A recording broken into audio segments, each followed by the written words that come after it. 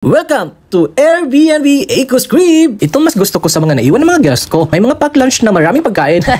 Pero hindi ko ito ibibigay o kakainin. Kasi hindi kasi ako sure kung malinis ba o hindi. Ibibigay ko lang to sa mga tao sa labas kapag sinabi ng guest na may iniwan silang pagkain at pwede pang kainin.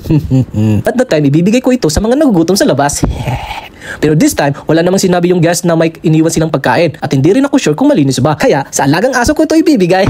O siya, paki-like, follow, and share naman ito mga ka-cleaning para share to the world and more income to me.